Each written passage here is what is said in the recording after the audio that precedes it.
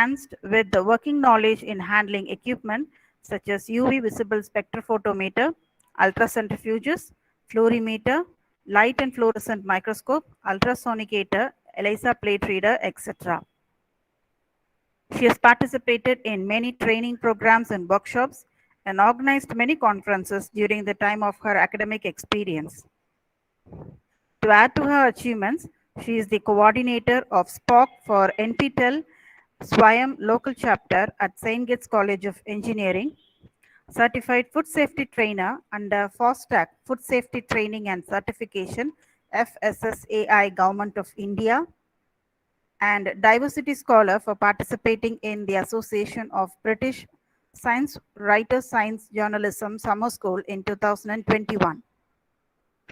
She is also the online course coordinator, associate academic coordinator in Saintgits College of Engineering, member in website core committee, research and consultancy cell. Having such an active and dynamic person in our midst is our pleasure. Ma'am, thank you for accepting our invitation. On behalf of our management, Sri Ramakrishna College of Arts and Science, and on my own behalf, we welcome you and request you to take over this session. Thank you. Thank you so much, Ashira ma'am. It is a pleasure to come and talk to the students today. And I'll be talking today about the future of food, the challenges and opportunities of industrial revolution. I'll just see if I can start my presentation and then we'll...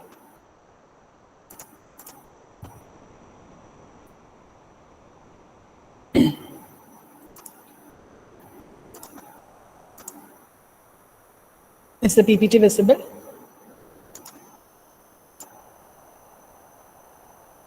Yes, ma'am. Thank you. Ma'am, can you put it in slide share, ma'am? Yeah, is this fine? Yes, ma'am. Can you put it in PowerPoint presentation? Now, I've put the slideshow. Is it full screen now? Not yet, ma'am.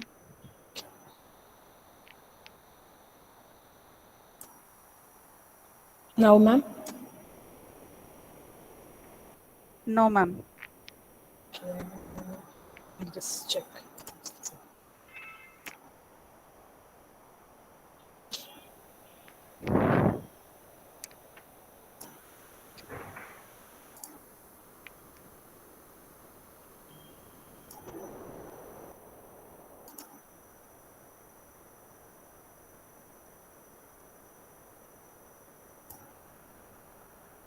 How about now, ma'am? Not yet, ma'am. It's okay, ma'am. Okay, is it visible? But it is visible, yes, ma'am. Okay, okay. I'll try to increase the screen size. Yes, ma'am. Sufficient. Okay.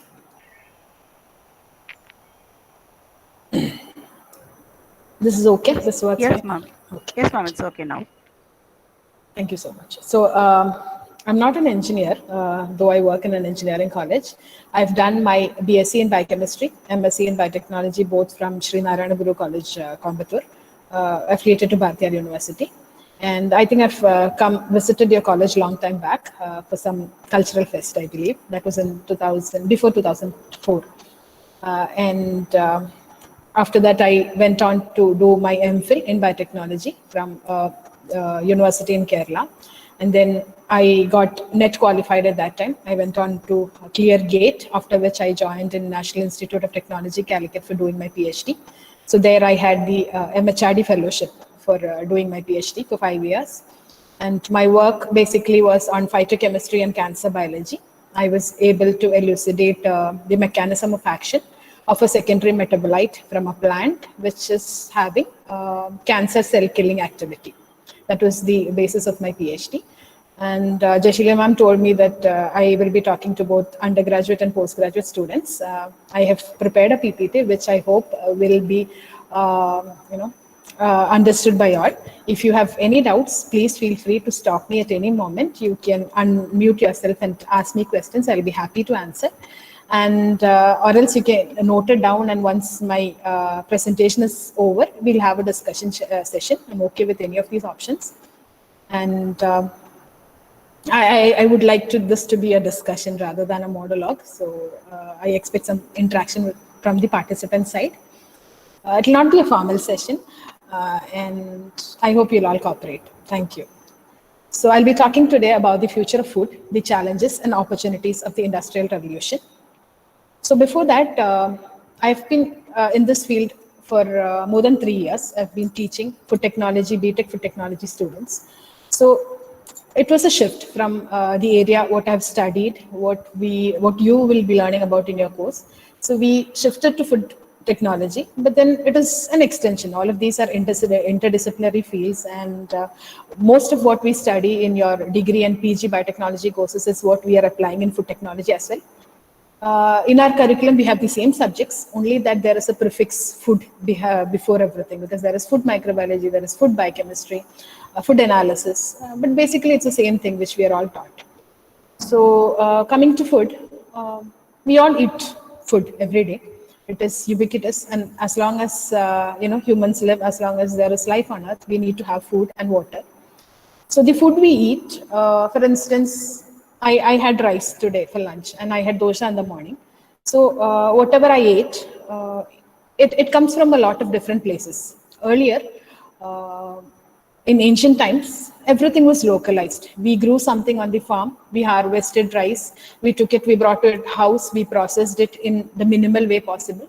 We used to have it. But nowadays, what happens? It is our world is a global village, and we get food from all around the world. Uh, Especially when I'm talking about Kerla, we get vegetables from Ooty. Everywhere we see, there are shops saying Ooty vegetables available here. We get apples from Shimla. All the food we eat comes from a whole lot of different places. So how did all that come into being?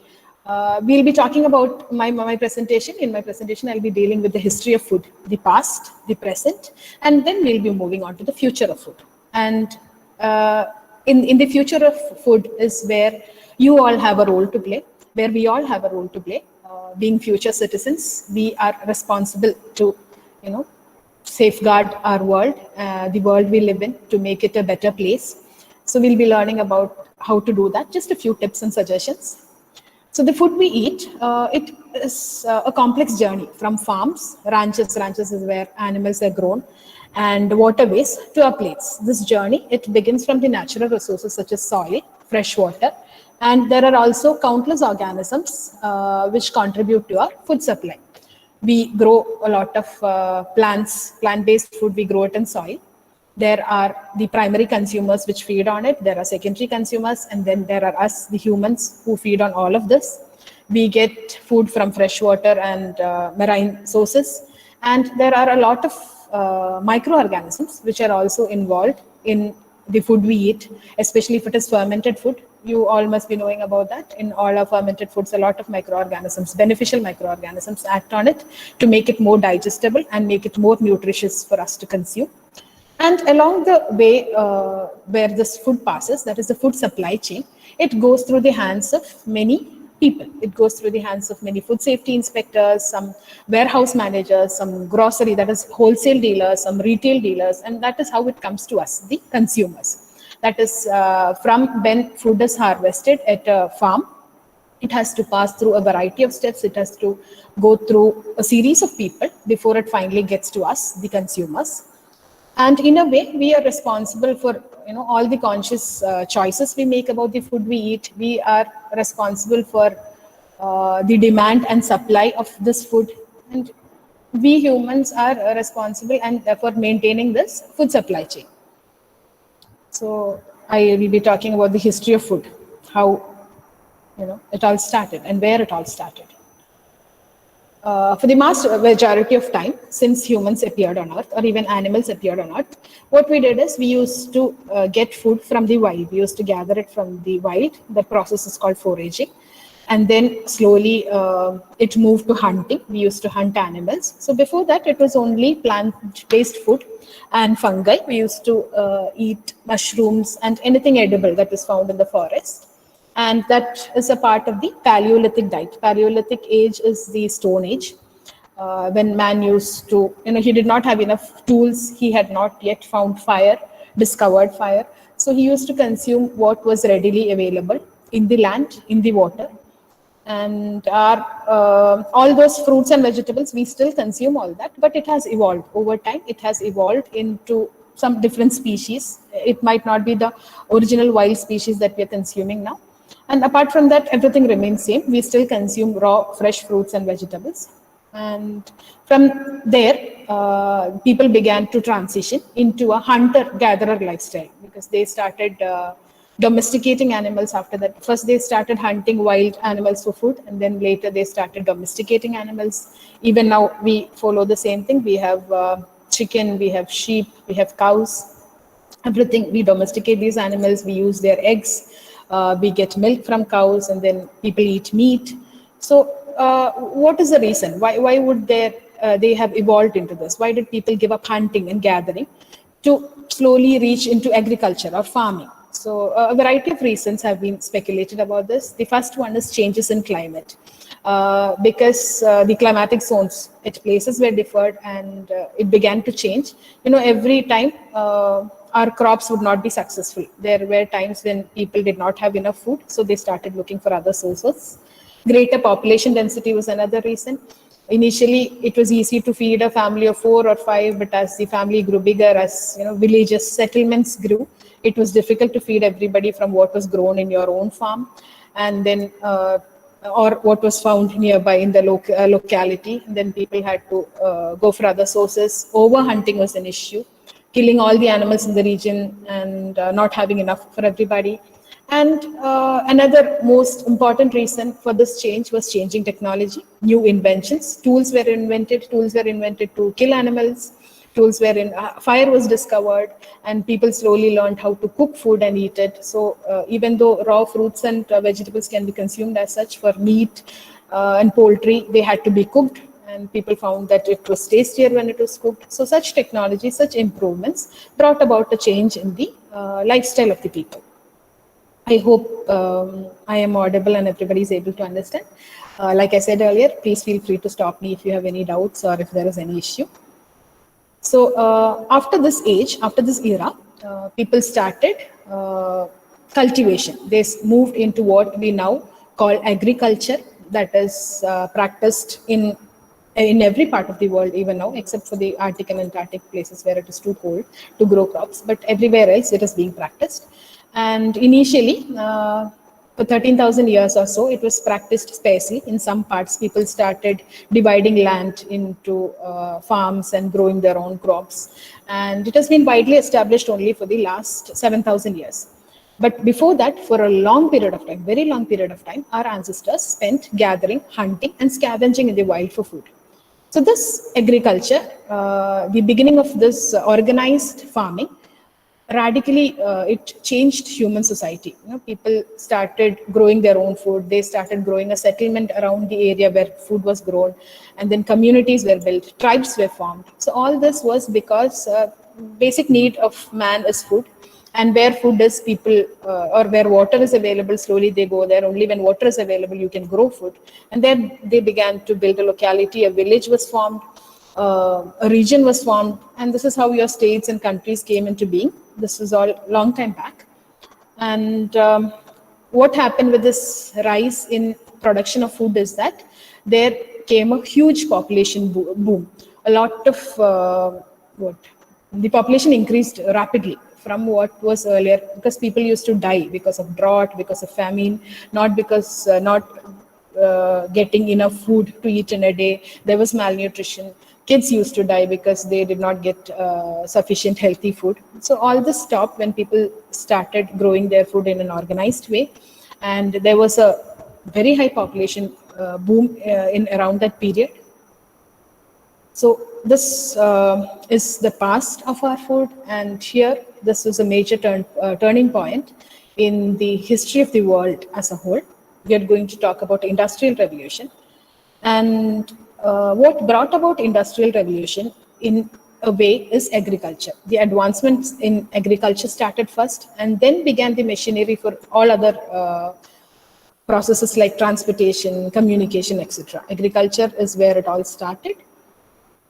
So before the industrial revolution, what people did is they used to work for 6 days a week in the farm, except for Sunday, because which is considered Sabbath day almost all the communities. So they used to work from morning when dawn started till dusk just to keep their crops growing. They had to water it, they had to harvest it on time, they had to keep away the weeds. All work was done manually, and it took a lot of effort from their side. And people could not go for any other job, because if they had to eat, they had to grow their own food, and it took their whole time.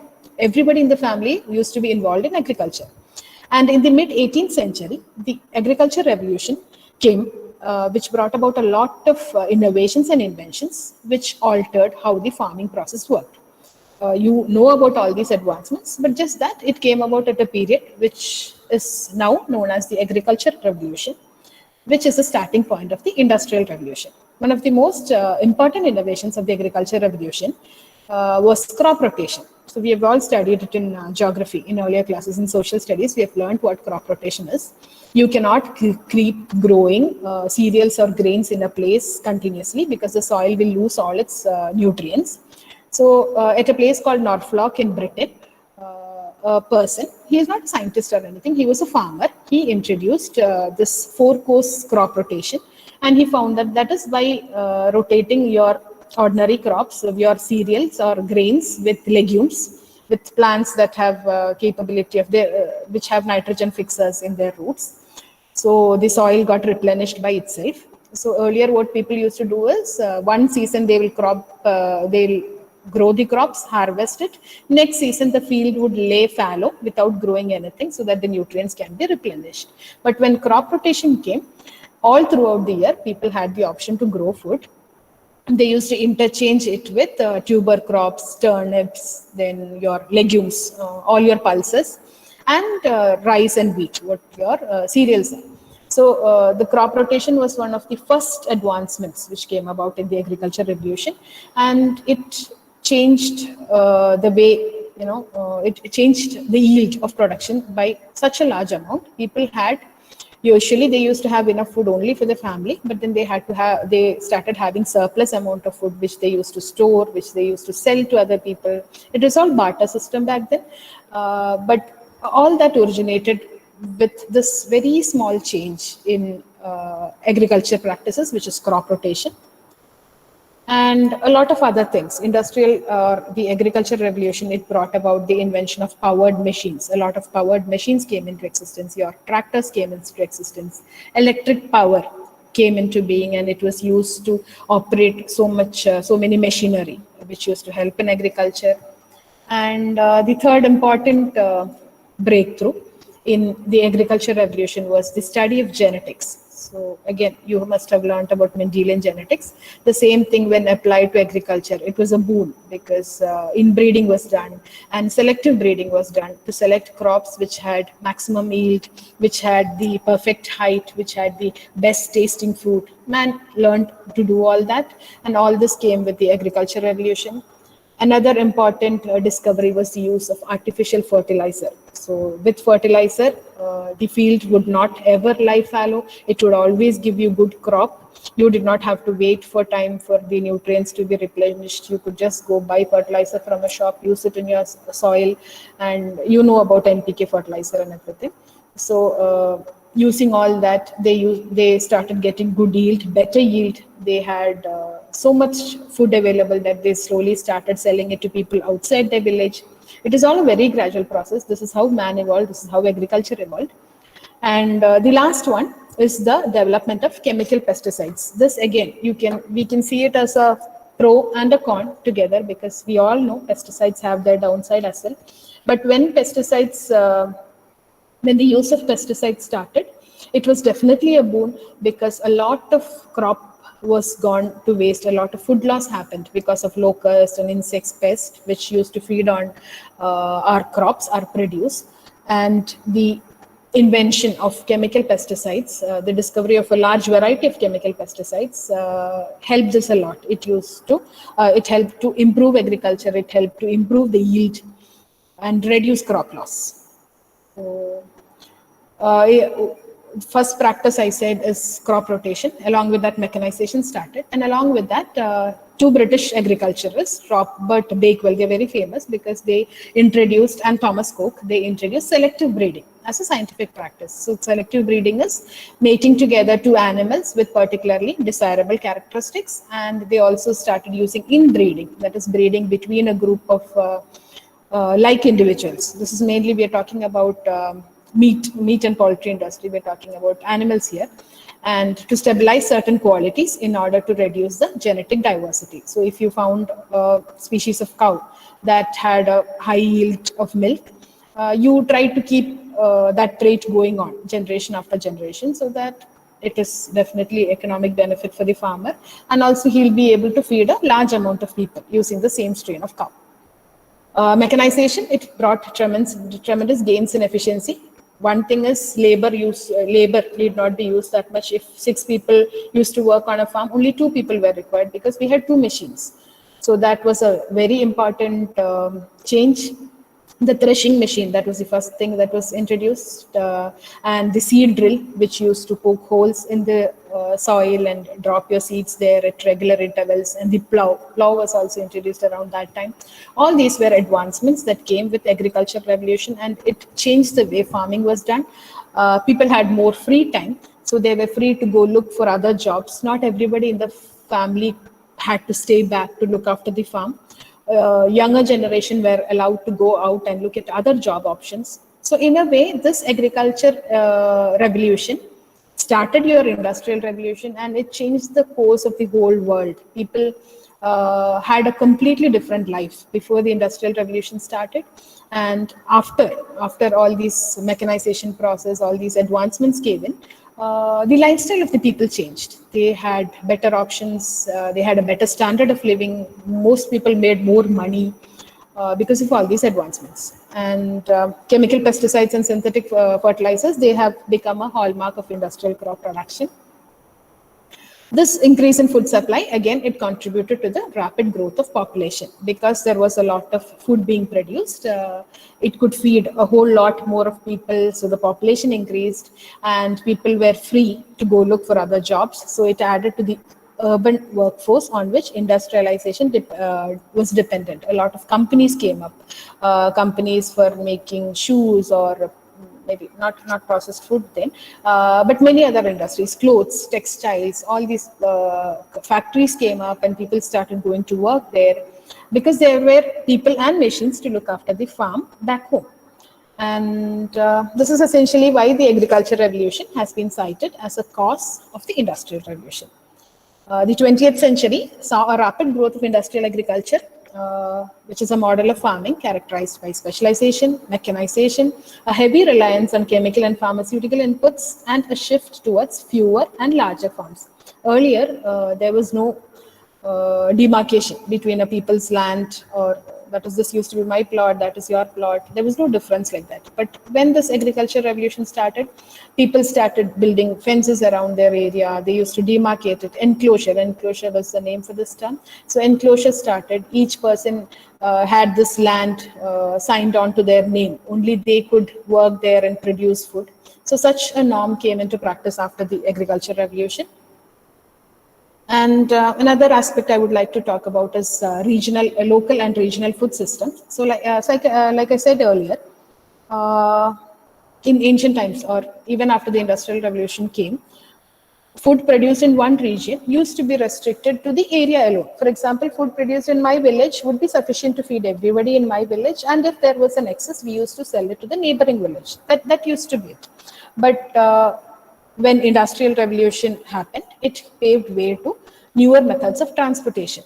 Food started getting globalized. So before World War I, that is from 1914 to 1918, around in the 1920s, many societies had to rely on the close surrounding communities to provide food and get all their resources.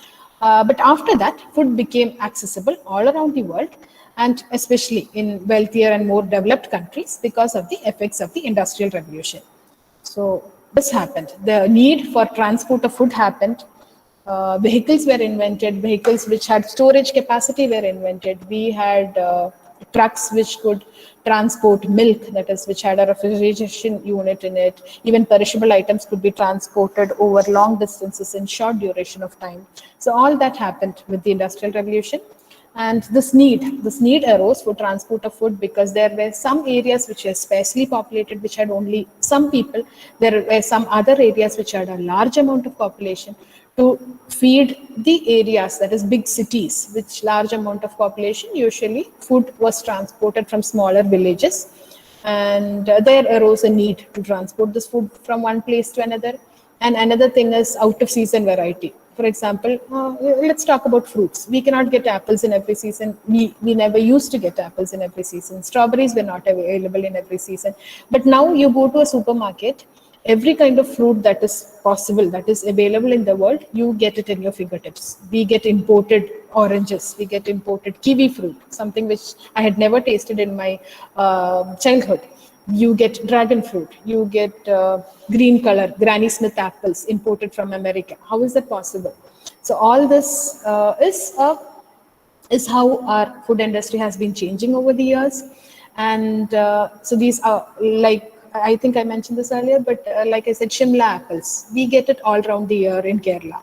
So why this need occurred is what I mentioned earlier. And now, people are used to getting all this. We are used to tasting different cuisines. We want to try different things. So as the demand grows, the food industry is also developing, and they are trying to bring us food from all around the world. Everything is made accessible. The world is a very small global village now. And another thing, the need for transport of food came is to allow regions to focus on the produce they grow best. For example, in high altitude regions, tea grows best. Tea only grows there. So what happened is, high range places, they used to grow tea, and they transport it to other places where everybody uses it. Same for all your seasonal fruits and things which grow best in some regions. And there is this term called food miles, which refers to the distance where food travels from where it is produced to where it is purchased or eaten. That is, till it reaches your consumer, from the producer to the consumer. That distance is called food miles. And nowadays there is no restriction to it. Food has traveled between continents to reach places and consumers, which was not even, you could not even think of such a concept a few centuries back. So another sector which was transformed by industrialization is food processing. I know that is not a term which is novel. So you must all know what food processing is. Nowadays, whatever we get in the market, it is processed food. And in the late 19th century, this was dominated by three major industries. One is the flour industry, sugar industry, and dairy industry. Dairy products, sugar and flour were the major industries which used to exist in the late 19th century. And after that, slowly, the brewing industry started, which is your distilleries and beer makers, wine makers, all that started. Bakeries started, confectionery industry started. All this developed after the boom of the Industrial Revolution. And due to a lot of technological and scientific developments, a lot of people have put effort into starting these industries. A lot of R&D has gone into this. People have put in, in the lab, excuse me, in the lab, they have put in a lot of work. They have worked on better machinery. They've worked on producing better machines, which is why we are getting to enjoy all what we are eating today, drinking today. And there have also been developments in the preservation of food, in the refrigeration of food, which is why we are able to store perishable foods for long periods of time without them going bad. And I am slowly moving to the history of food, the present, the age we live in. What are all the developments? So, Industrial Revolution paved way to a lot of developments in the early 19th century, and after which a lot of developments has happened in food processing, in packaging. We have newer terms like new product development, food marketing as a concept, food labeling as a concept. We'll be talking about all that. Just excuse me for a second.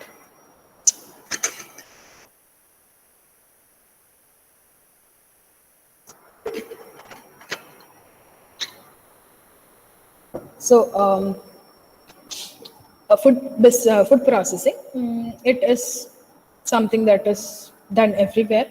Even in our homes, we process food by using manual methods. But what large businesses do is they use food processing techniques to transform raw food and ingredients into new products. So new products, they have a novelty, and people are more interested in buying those things. Sometimes most of these products are targeted for a specific audience. If you're talking about biscuits, those milk bikkies cream biscuits which come with a smiley face on it, or your dark fantasy biscuit, all these are very recent developments, and this is to target the children age group, because they'll be tempted seeing this. And it was not a concept that was feasible before, dark fantasy. I admit that a lot of thought would have gone into designing such a biscuit in such a way that the gooey chocolate inside stays that way from the place where it is manufactured till it reaches us, even though there is a lot of plastic packaging involved, which I'm very against, but there is nothing you can do in this regard. They want to make sure that the biscuit stays intact till it reaches your hands. And so a lot of thought process is going into new food product development nowadays, because it means more money for the manufacturers and a lot of variety of choices and options for the consumer to choose from. We have become more demanding. You see a new flavor of noodles in the market, you go buy it. You see a new beverage or soft drink by Pepsi company, something new which they have just added carbonated water and sugar into it, you go buy it, because that is what the industry has turned into. We are always on the lookout for new products which is on the shelf. We want to see what it is. And even though we are all very educated, I don't think the first thought which goes through your mind is how healthy this is for me. It will be about what taste it will have, and whether it is better than the other products in the market. That is what we all people will be thinking when you see a new product. So we'll go into that later. And so what techniques were used? What techniques are being used now is milling grains into flour, and crushing seeds to extract their oil, churning milk into butter, mixing ingredients to make batter, and baking cookies. So all this got mechanized. It was easier to do all these things. Your old what chakki and all got replaced. We have newer methods to do all this. We had mills to grind grains into flour, so it became easier. It became easier for people to just go into a store and buy things, rather than spend tedious hours at home trying to do it by themselves. And food processing, it offers a variety of benefits to both businesses and consumers.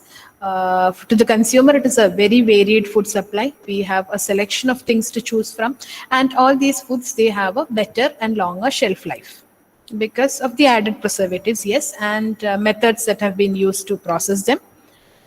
But still, it is a comparatively, we have come a long way from what it was many years back. So another thing I thought I will talk about is food preservation and safety. So you know about food spoilage.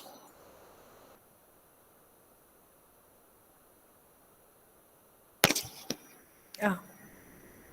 I hope I'm audible, right?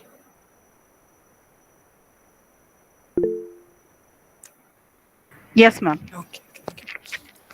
So we all know about food spoilage. You know that if you cook something at home, what is the maximum amount of time that you can keep it outside for? Would anybody like to answer? If you're cooking sambar in the morning, how much time can you leave it outside before before it gets spoiled, or before there is a chance of 4 to 5 hours. 4 to 5 hours? So as per the mandate, it should be kept only for 2 hours. After which, if you are eating it, you are supposed to reheat it to 72 degrees Celsius, and then heat and then eat it. And even if you're keeping your food in the fridge, so usually even in my home, actually, if I cook something, it stays for more than 6-7 hours. And we cook something in the morning, we eat the same thing in the evening, without adding any preservatives or anything. And maybe there are some microbes in it, maybe even there are hazardous microbes, but it doesn't affect us because we have a good immune system.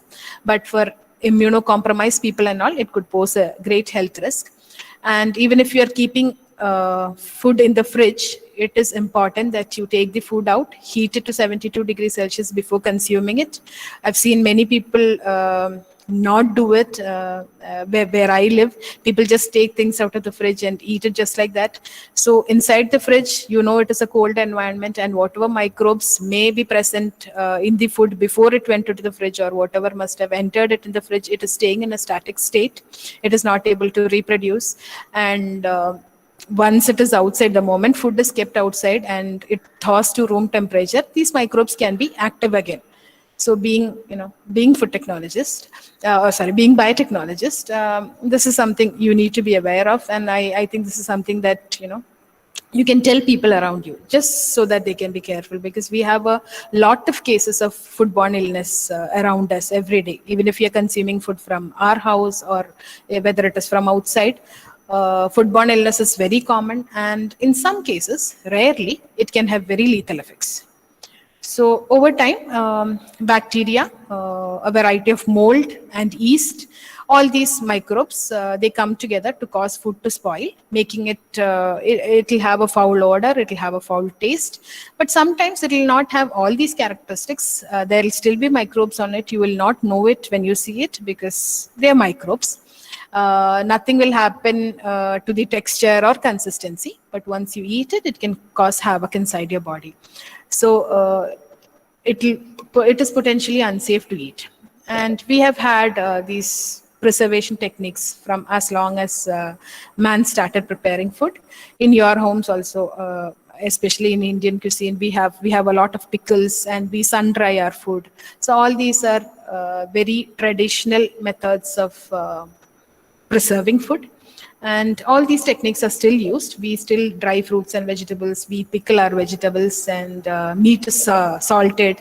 We ferment our dairy, that is milk. If it stays outside for too long, it will be spoiled. Other than that, what we do is we make it into buttermilk, or we make it into curd, which is your lactobacilli in action. It is a fermented food. It has a lot of prebiotics and probiotics, making it very good for your gut. So all this aspects, man began to learn about all these aspects, and we began to design new methods to preserve food, to extend its shelf life so that it can stay on the shelf of a retail marketer for long, so that when the consumer buys it, it is still intact. We definitely use chemical preservatives. There are a lot of chemical preservatives which are safe to use. The only thing to be taken care of is the amount of preservative that goes into your food. And this processing, it also, that is, we were talking about food processing and preservation. So processing, it can also help to inhibit or destroy pathogens that usually contaminate food. Refrigeration, fermentation, dehydration is one method, and the use of salt, sugar, or chemical preservatives will help to slow or stop the growth of such pathogens. Other methods are pasteurization, and I know you must be aware of what pasteurization is, and cooking. Cooking is another method. So in foreign countries, maybe not much in India, we see a lot of vegetables, beans, everything, that is your pulses, legumes, everything, they are available as canned foods. So the advantage of canned foods is that it is cooked, and sometimes it is, for example, pineapple. Canned pineapple is available. It has a large amount of sugar in it so that it doesn't spoil. And these are sterilized and sealed into cans, and the shelf life is so much more than we would get if we are trying to store it in a refrigerator or outside. Definitely a lot more. So such practices came into being. Canning was actually introduced by somebody called Nicholas Eppert. And all these tiny inventions, all that came after your industrial revolution, it has revolutionized our food industry. It has made a lot of advancements in food technology, and we are able to enjoy what we eat now. We are able to save a lot of money on food, because we are able to store it for a later time. We are able to preserve it. We are able to store it in refrigerators, in frozen units. All that is possible because of such advancements. And another reason, another advantage of processing is for variety and convenience. There is a lot of, like I said earlier, there is a lot of options for us to choose from. And convenience is like you have your canned food, a lot of fast food available, ready to eat, your Maggi, your noodles, all kinds of noodles that is available in the market, your ready to eat soup packets, fruit beverages, all that comes in Tetra packs. All this is ready to eat, drink, and you don't have to go to the difficulty of going to a store, buying oranges, bringing it home, putting it in the mixie, taking juice out of it. You can just buy a can of Tropicana, and all that is available. All these processing techniques were introduced, and it was very profitable for the industry because people started liking it. There was so much convenience. You could spend time on things you love to do, or on your work, or find ways to make more money rather than spend time in the kitchen doing all this. So convenience was one major factor which led to a lot of processing techniques being invented. And though all this is very good, there is of course a bad side to it. Not all these convenience foods are healthy. They contain too much sugar, they are loaded with fats, and those fats might not be healthy fats. You must have learnt about trans fat. And they are mainly made with refined grains, polished ones, not the ones with bran inside. And so all this have a downside. It is definitely okay to have it once in a while, but if this becomes your lifestyle, definitely you are going to face a lot of consequences in the future. People get sick also because of food. That is one aspect I would like to touch out before I conclude. And processing for nutrition is there. For example, refining grains. So what happens is there are two sides to this as well. Some kinds of processing techniques, they add to your nutritional content of your food, like fermentation, and you must have also heard about fortification and enrichment. Whereas some, like refining grains, polishing grains, what happens is it removes the bran, that red colored bran which is there just below the husk. And if that is removed, it throws away, we are basically throwing away a lot of important vitamins, iron and fiber from it. Whereas freezing fruits and vegetables and fermentation, all this, it helps to retain the nutritional quality of food.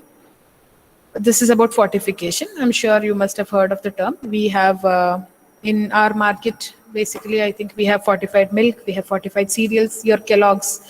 If you have seen a packet of Kellogg's, it always says, extra iron, extra calcium, all that. All those terms mean that it has added minerals to it so that it will go inside your body along with the food you consume. And a very basic example of fortified food is something which everyone knows. It is your iodized salt that is there in your diet to prevent the deficiency of iodine. And deficiency of iodine causes goiter. All of you must be knowing that. So milk is available, which is fortified with vitamin D. We have a lot of milks in Tetra Paks like your Nestle, Amul, and even for example in Kerala we have a cooperative society called Milma which provides milk, and we have one specific packet of milk, Milma, which is also fortified. I think Avin milk, in each state you have your own variety of producers, which they are making sure that all these nutrients, especially for young children who need extra fortified big food because they do not get it from their daily diet, all this is taken care of. And there are also grain products which are fortified with iron and vitamins. So coming to packaging, again, this is one aspect which has changed over the years. We did not have plastic packaging back then. Before the Industrial Revolution, even packaging was not even a concept, and then people were using leaves and natural things to package food, and then paper came, and now we have plastic everywhere. So whether food is canned, bottled, boxed, all this, processed food is definitely sold in packages. You cannot find it without a packet. Packaging is important. Yes, it acts as a physical barrier. It saves food from contamination. It prevents spoilage. All that is well and good, and you will know if the package is opened, if somebody has tampered with it, or if an insect has gone into it. And it is very easy to transport food, store food if it is packaged in plastic packaging or in containers. And it is a surface where you can put the label of your food on it. So all these are advantages of packaging, but there is a downside to it, and it contributes to a lot of environmental and public health issues. We have a lot of plastic in the market. Food packages, mostly people are only using plastic because it is convenient. And all this is being dumped into the environment. It goes into the soil, it goes into the waters, biomagnification happens, and it comes back to us as microplastics. So all that is really a downside to it, but then it is just not possible to stop plastic packaging in a day. People are still thinking of alternatives. Work is being carried out in the area of biodegradable packaging and biofilms and all that. And I've seen, maybe definitely in Tamil Nadu, Kerala and all, I've seen people traveling with their own bags, cloth bags and everything. But abroad, in the Western society, that has not become the norm as such. Still, they have tons of plastic waste which is being dumped into the oceans.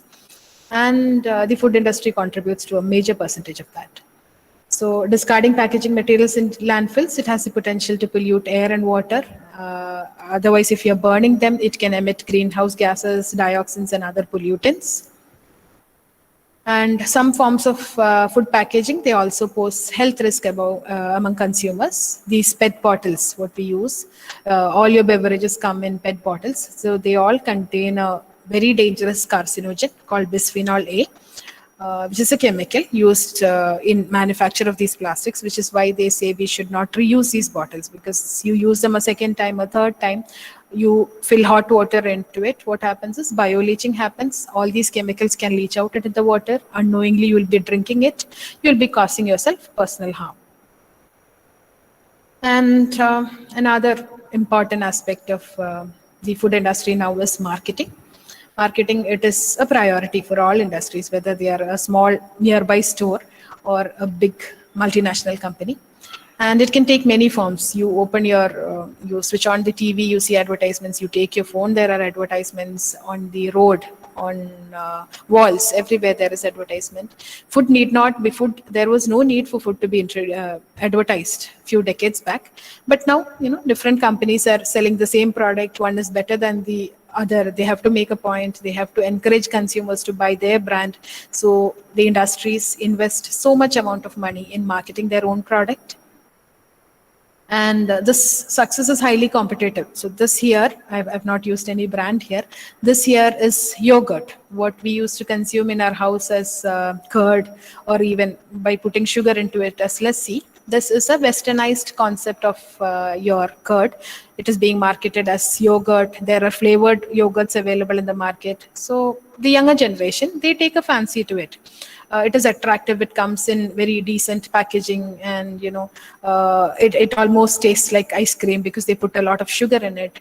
So all these are just marketing tricks by the industry, so that they get people to consume their products.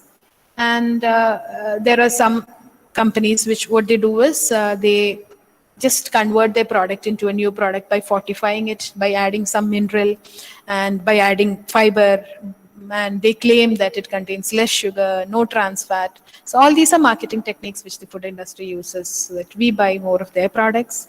Not that it is wrong, definitely not, because they have to survive too. But as responsible citizens, you must remember that you have to take care of your health as well.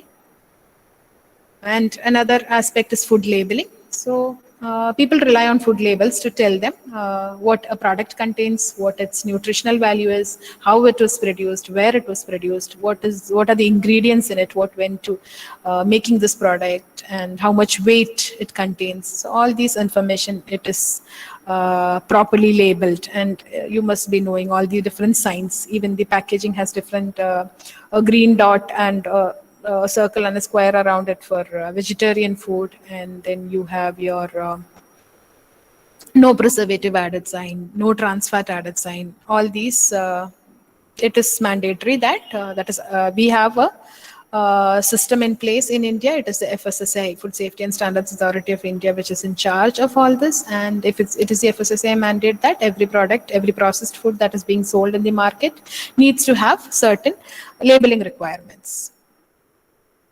So I just wanted to talk about the downside of all this. All this has happened. It is all very good. Industrial revolution has changed the way we think, they changed the way we eat, changed the way we travel, we dress, everything. But when we talk about food industry, the industrial revolution has had a lot of downside to it as well. So before going into food insecurity, I would like to say what food security is. Food security means having constant access to safe and nutritious, wholesome food, and without having to struggle to get a one day meal a day. So the sad fact is that in spite of having all these advancements, all these industries which are making food, a lot of the population, both in India and around the world, in developing and developed countries as well, a lot of people go to bed hungry. They die because they are not able to fill their stomachs, they are not able to get enough nutrition. So, this is one downside of it. And food security in a region, it depends on three factors. First, whether the region produces enough food for its people, whether we are self-sufficient, we are able to produce enough food to support our own population. And second is whether it is stable. If any climate change occurs, will we be affected? Will we not be able to produce enough food to supply and feed our people? And the third is whether everyone has physical and economic access to food. And mainly, poverty is one reason for food insecurity. People are not able to afford food. Nothing comes free in this world, and a lot of people go hungry because they are not able to afford a meal. They might not be in a physical condition to go work and get money to buy food. All that happens. And one another aspect is food wastage. This also I wanted to just mention. So wasting food, it is a misuse of valuable human and natural resources. It is not, when you eat, when you take food from a bowl or you go to a wedding, you eat food and waste. It is not only that kind of waste I'm talking about, but right from where food is manufactured to where it reaches us, a lot of food is being lost due to many reasons. Before food is harvested, due to pest, bad for weather, etc., a lot of crop waste can occur. After harvest, because your vegetables or fruits or even your grain, it does not meet the quality standards or the required color or the shape. Because of that, a lot of food wastage happens. And when it is put for sale, for example, you're making potato chips, you're making lace.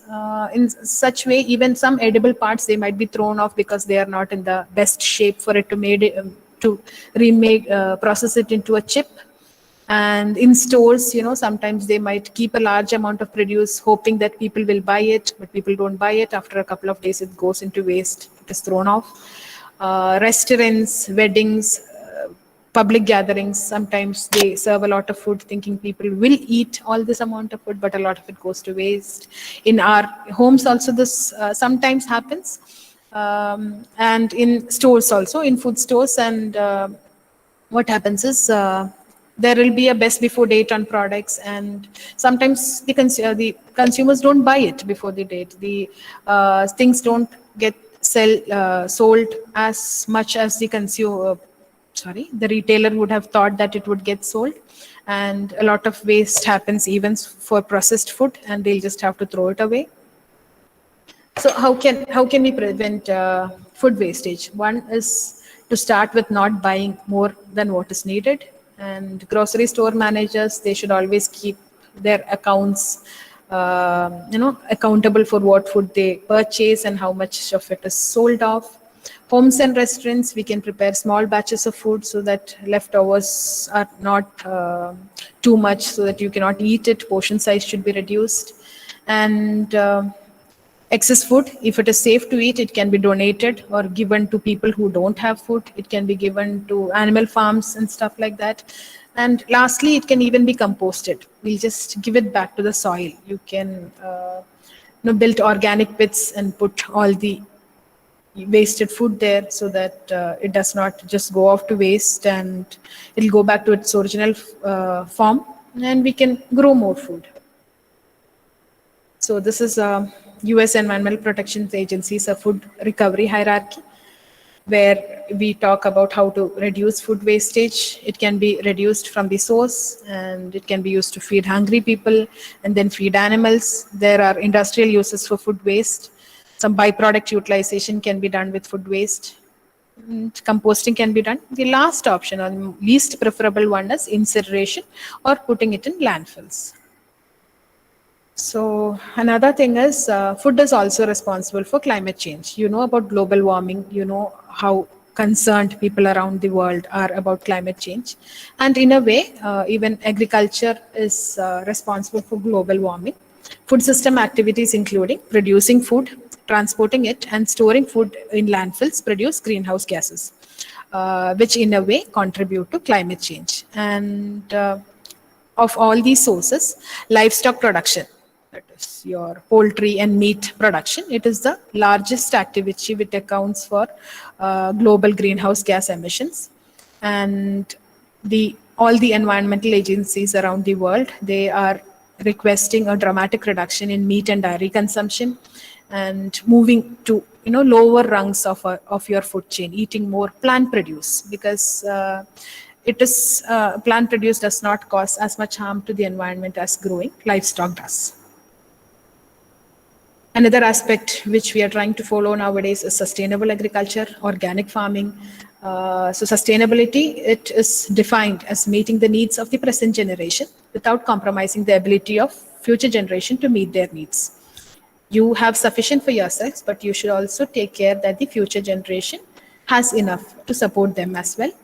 So it can be practiced by practicing ecologically sound agriculture, that is conserving fertile soil, conserving your freshwater sources, preventing deforestation, things like that, and economically viable options. That is, a farmer should not go at a loss just because he's struggling hard to grow his produce and get it to us, the final consumers. And people should definitely be socially responsible. You should help promote the health and wellness of farm workers and rural communities, make ways to provide them also with safe and nutritious food. So this comes to the last part of my presentation, where we'll be talking about the future of food.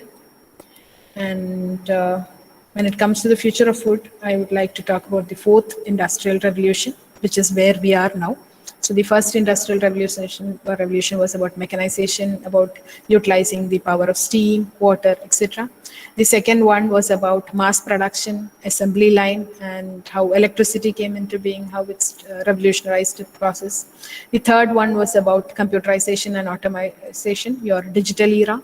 And now we are in the fourth industrial revolution, where AI, artificial intelligence, and data technology will be used to change a lot of things, and even agriculture and your food systems come to play a part in this fourth industrial revolution. How it is coming into being, I'll let you know. So the fourth industrial revolution is where information and communication technology is converging, and in 6 areas: in artificial intelligence, robotics, the Internet of Things, unmanned vehicles, 3-dimensional printing, and nanotechnology. These are all the areas where the fourth industrial revolution is making a drastic change, and it can change the demand of food through alternative proteins and personalized nutrition. I have a figure here which will be able to explain it better. So we have plant-based meat is something which is a new thing in the market now. A lot of people around the world are researching ways to get a substitute for meat from plants. Pea protein has been used successfully to an extent. Soy protein has been used. And we have food sensing technologies for food safety, quality, and traceability. Traceability is the ability to know where and how your food, where it comes from right from the hands of the producer to the consumer. And you have nutrigenetics for personalized nutrition. Supposing you have a lifestyle disorder, you can have personalized food for it rather than medicine to treat your disease condition. We can use big data and advanced analytics. You can use blockchain to, again, this is for traceability. This is to know where your food originated from, the geographical location. And IoT, Internet of Things, can be used for transparency of your supply chain and traceability. I am sure a lot of these words are sounding foreign to you. These are all advances in agriculture and technology. These are being practiced now. It is all in the research state right now, but maybe in a couple of years, it will all come to the market. We'll all be able to reap the advantages of these technologies. There is something called precision agriculture. Precision agriculture relies on a lot of remote sensing abilities to know the nature of your soil, how much water it needs, and it is all automized. You don't have to manually go do anything. We have gene editing genomics area for multi-trait seed improvement, so that one seed will have all the desired qualities you need. You have better yield, you have better taste, better flavor, all that into one seed that can be accomplished via genomics. You have biological based crop protection. Again, we are all I am talking about food technology, but then biotechnology comes into every aspect of this. You know about genetically modified crops, you know about bt cotton, you know about the insecticidal resistant protein. So all this biological based crop protection is one aspect. We are using micronutrients for soil management and microbiome technologies to enhance crop resilience. Sorry, this is where we are making drought and famine resistant seeds which will be able to tolerate changes in climate and still grow and make good yield. So all this is how the future of food is going to be. And these technologies, they'll allow for precision agriculture, which employs data from multiple sources to improve crop yield and increase the cost effectiveness of crop management strategies, including fertilizer input, irrigation management, and pesticide application. All this will be done via drones and remote sensing technology. And one aspect you must have all heard of is 3D food printing. This is also becoming a reality in recent times. So, in a way, 3D food printing is healthy because it will help you to convert alternative ingredients such as proteins from algae, beetroot leaves, and insects into tasty products. Insects are a very rich source of proteins. So, it is trying to reduce the load on meat and poultry and use alternative sources. And there is customization.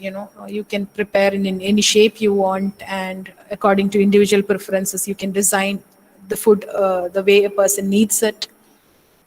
And yeah, so food processing operations, they have benefited from the fourth industrial revolution by improving traceability, monitoring, and control of food quality. Improvements in safety have been there. There are a few real life examples. Siemens company, it has employed several Internet of Things components and digitalization tools for various processes, including brewing, sugar production, dairy processing, baking, and agriculture production. All these have been automated. There are robots working in industry. You don't have to manually do any operation.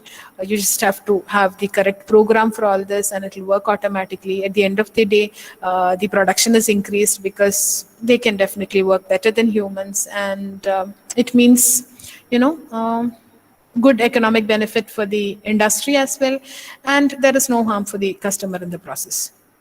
Another example is a multi-sensor system that uses ultraviolet fluorescence imaging and acoustic sensors, sound sensors, to assess fouling in chocolate spread production as part of the clean-in-place systems decision making. We have a lot of food industries around the world, and sometimes a batch of things can get spoiled due to microbial contamination.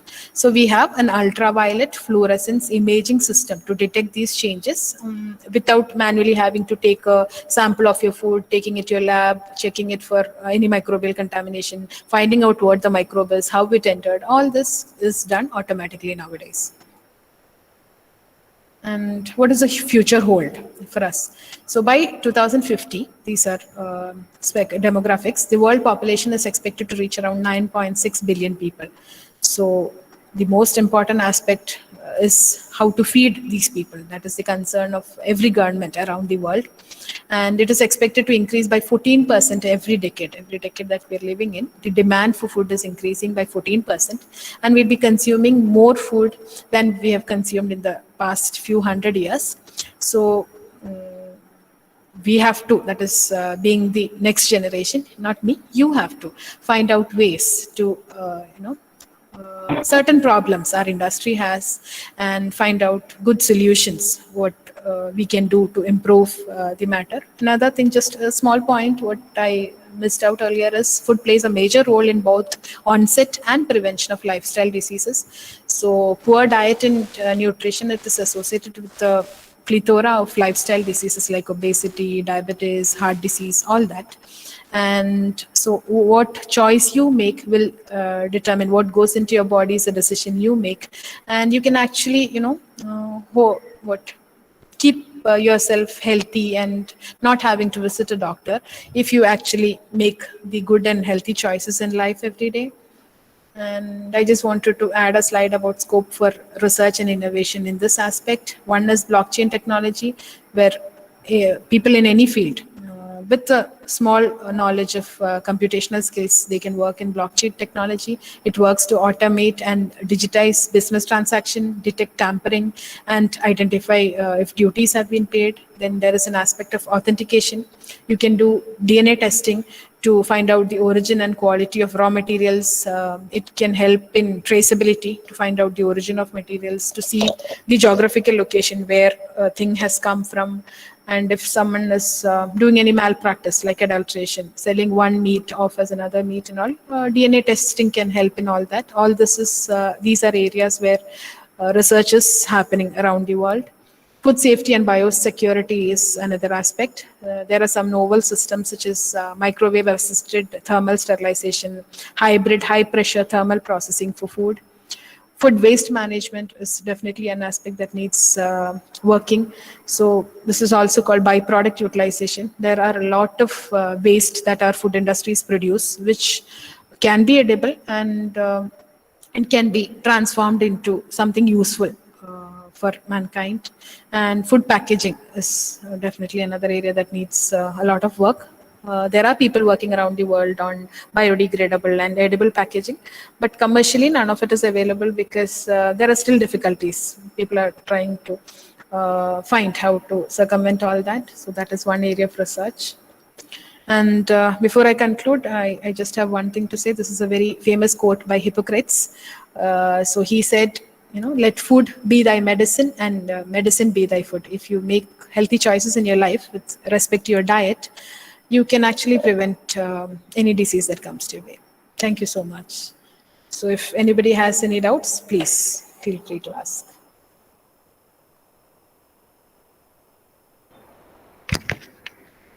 Thank you, ma'am. Participants, if you have any questions, you can message in the chat box.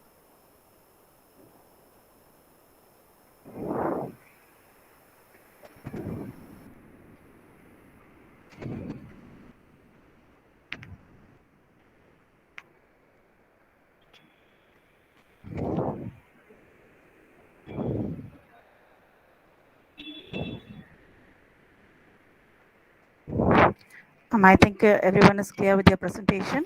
Okay, ma'am, no problem. No, I just hope they got something out of it. That is me only. Yes, ma'am. Thank you, ma'am, for the delightful talk on the industrial revolution in agriculture and other food technology. We hope that the new farming techniques and improved livestock breeding will lead to amplified food production with a spike in population and increased health. This future of food technology process will sure help to bring about the industrial revolution through innovations and inventions in the farming process, no doubt. Thank you, ma'am.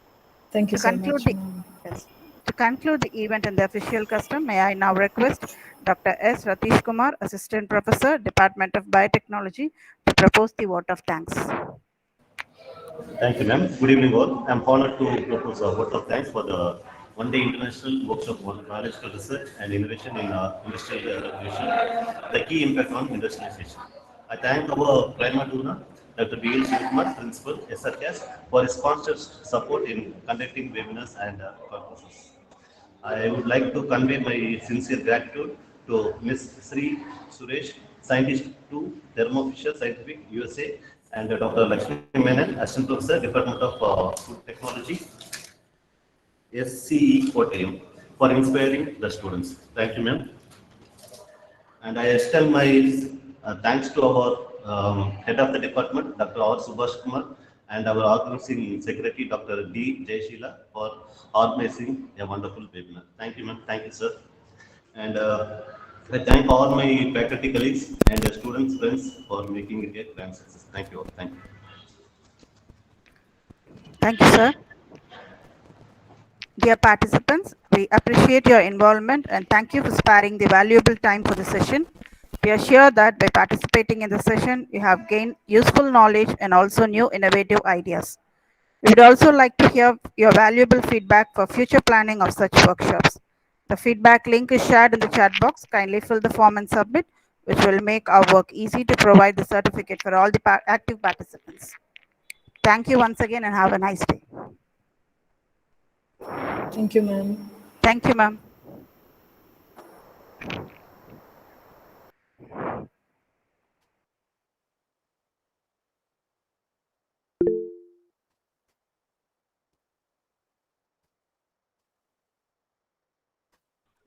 Thank you, ma'am.